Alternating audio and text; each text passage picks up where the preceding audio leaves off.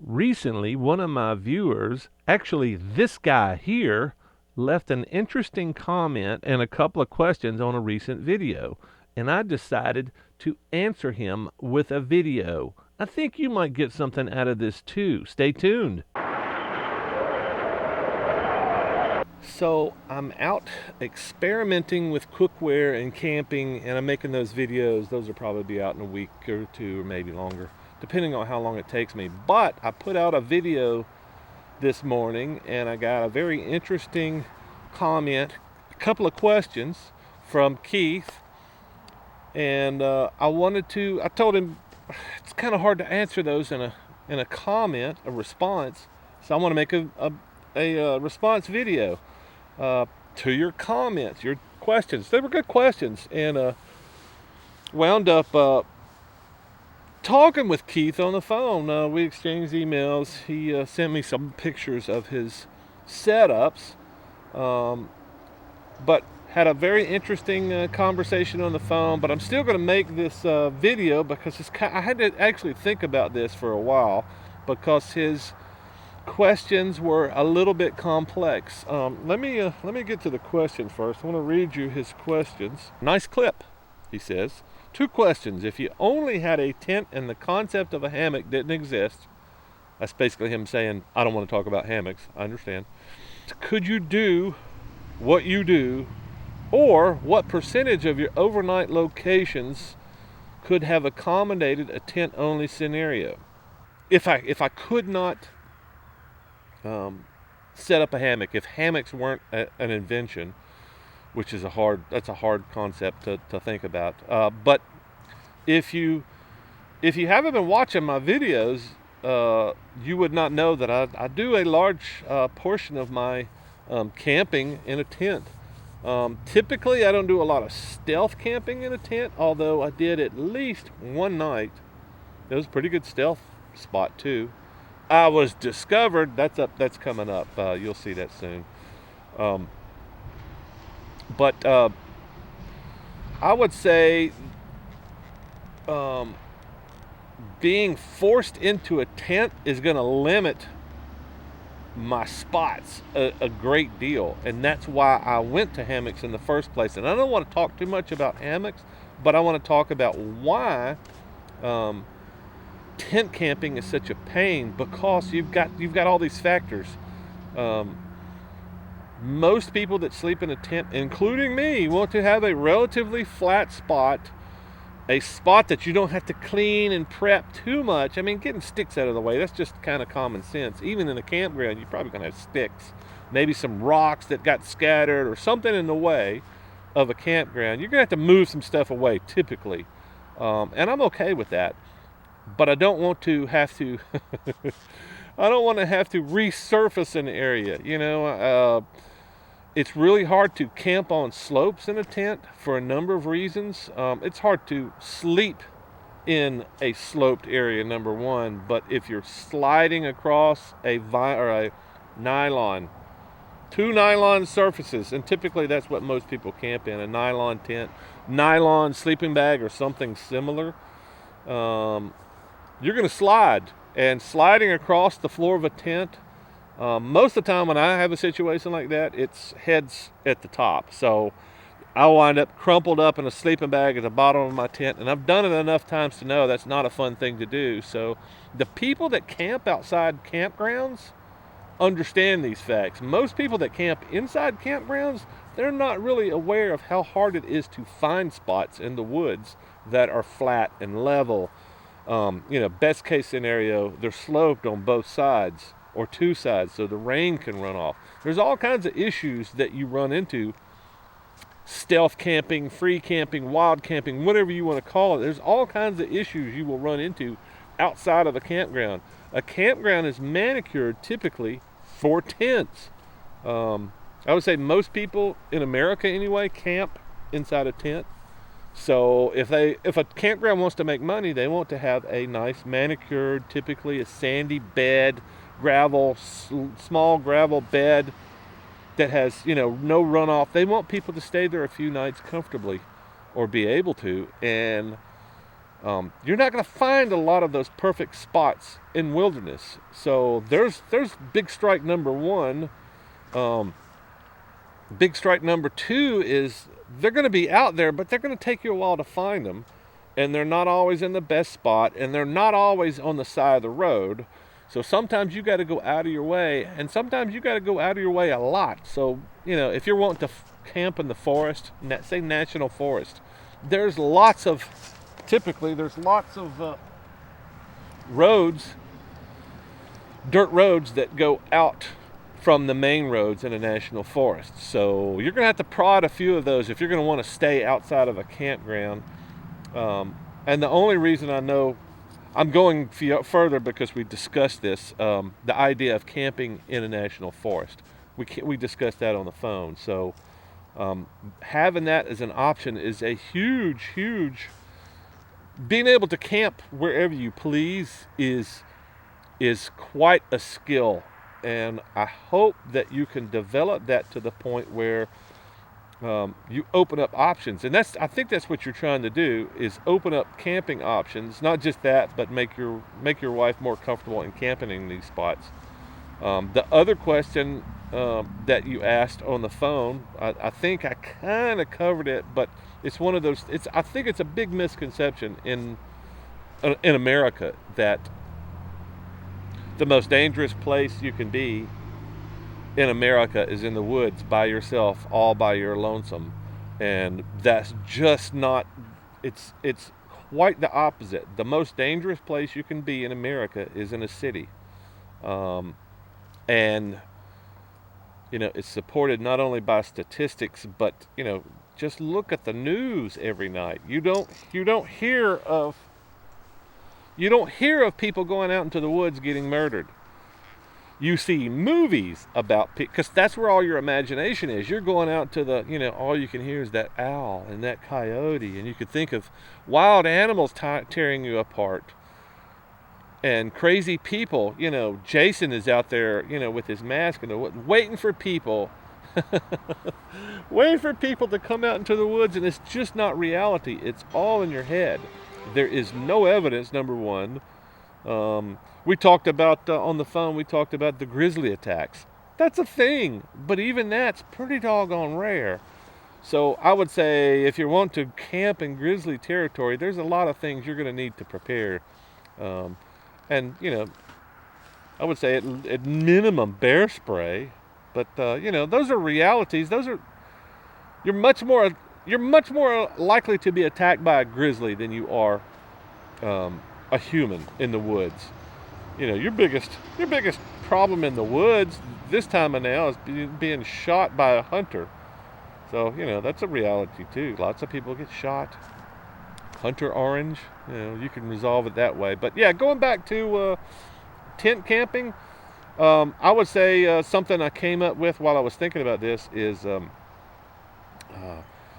if you don't have to have that perfect square rectangular spot for your big ass tent, another option you might want to consider is a lean-to setup, which I've done several times on the motorcycle. And a lot of people, the hardcore minimalist motorcyclists, the campers, they just do a lean-to. Why do I need a tent? I can just pull a tarp off the sides of my bike, stake it, crawl up under. That gives you a lot more options, much smaller footprint. If you use what I do, I've got a camo tarp, so I can hide the bike, I can hide my camping spot, I can hide myself, all with the tarp. So it kills a few birds with a few stones there, one stone. So maybe that's something that you can consider. Using a tarp, a lean-to setup, gives you a lot of advantages. It opens up a lot more territory. You don't have to hunt as long. You can stay closer to the road typically. Set up and take down is much quicker. I'm spitballing here. I'm just thinking. It just opens up a lot more interesting spots too. So consider a lean-to as an option. depend less on the tent. And I did an interview with Garrett. Maybe check out his video. I probably should do a little bit more talking with people that do a little bit more of a minimalist camping experience, because those people, I mean, they're a little bit more hardcore, but anytime you open up options, which is what the hammock did for me, it opened up a lot of options. If I've got trees, I got a place to camp. If the trees are close enough together for me to hang a hammock in between them, I got options. And when I don't have options, even if I don't have a tent, I've got that tarp. I can pull that tarp. I've got a place. I can go to the ground. I don't need a tent. So maybe that's the key, is look at a lean-to situation, especially with yourself. A lot of times you're traveling alone on your motorcycle. You could develop those lean-to skills and figure out what works best for you, and then slowly bring the wife in. So yeah, maybe that's the answer. To go back and answer the question percentage-wise,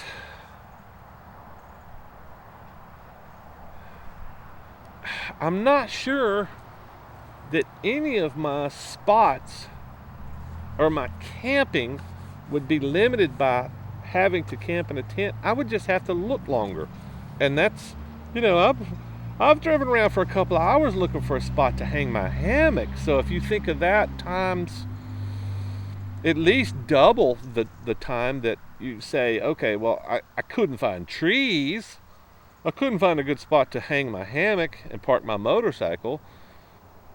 I would say it would be maybe take twice as long to find a spot to put my tent down. So maybe a bold number would be 50%. 50% of the time it would interfere with my camping, because I had to look twice as hard a lot of those times. But if you look at this recent series, you finish the series, I'm going to be probably on the ground half the time, close. I have to go back and count those times. Ideally, you got to have a nice, flat, soft spot to put your tent. Otherwise, if it's not soft, you're going to feel it when you're sleeping on it. You're going to have stuff poking through the bottom of your tent. I've got 3 or 4 holes in my tent. My tent's a year old. And if it's not sloped away from the tent, your tents are going to fill up with water when it rains.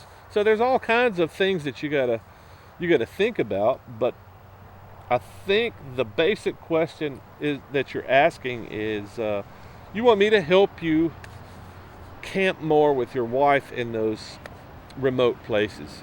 And I would say, number one, consider stealth camping, because you don't have to go into those remote places or as remote. If you build your stealth camping skills, you don't have to go so far out. Not just that, there's some amazing cool spots out there if you just kind of, open open your possibilities a little bit. And that's really what stealth camping does. That's what hammock camping does greatly for me. Okay, so we can't hammock camp.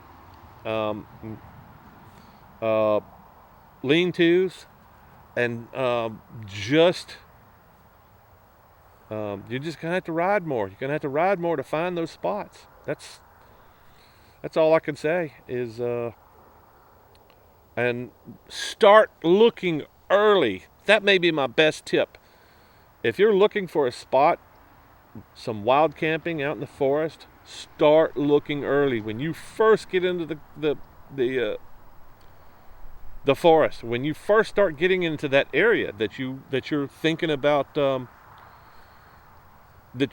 camping in, start looking the moment you get into, oh, this is a cool area. This looks like, oh, pay attention not just to the scenery and the road, but start paying attention to those spots and make mental notes. I've done that before. I've backtracked 45 minutes, gone through and gone, oh man, there is nothing better than those first 2 spots I passed. So, backtrack 45 minutes because there's nothing better. Everything else here sucks. I've got to go up this hill. I've got to climb this mountain to get up there. No, there's those two spots. If you make those mental notes, well, gosh, everything was better, or hey, it's improving. Oh, wow, there's cliffs and there's rocks and there's this lake things that are coming up. Things are improving. Keep moving forward. Yeah, but keep a mental note, a tally of where those things are and how far you've got to go back to get them. Sometimes it's like, oh, gosh, I'm 2 hours from that last spot, that perfect spot, and it's dark. You may just want to keep going. But yeah, I would say try it. Yeah, if the big hurdles, I would say the big hurdles for women are comfort. You know, they want a nice cushy whatever. I don't know how, we didn't talk about that. We didn't talk about comfort. It's just that mental discomfort. That's the thing that your wife is dealing with. And man, I don't know, other than sharing statistics and news stories, and I mean, you guys live in Chicago, for Christ's sake. Y'all should know. Y'all should know how dangerous it is living in Chicago. The best thing for you, both of you guys, to do is get the hell away from Chicago. Get out in the country. Flee Chicago for safety. That's what you should do. I don't know. That's all I can think of right now. But I appreciate you asking those questions, and I would offer the same for anybody else that has questions. I would love to do another one of these. I'd love to chat on the phone with you guys. But yeah, I would like to make a few more of these videos if you guys are interested. Ask me some in-depth questions that require some depth and some thought. I would love to do a few more of these if you guys need some help, some thoughts. Thanks, Keith. Thanks for letting me expose all your weaknesses, and I love those pictures of your bikes. I'm gonna follow you around. We're gonna do that eventually. I want to follow people around that are actually out there camping, especially if you're camping outside of a campground on your motorcycle. That makes you real. All right, comment a comment in the comments.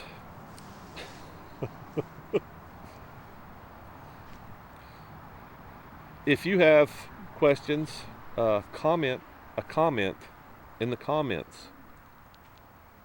Until then.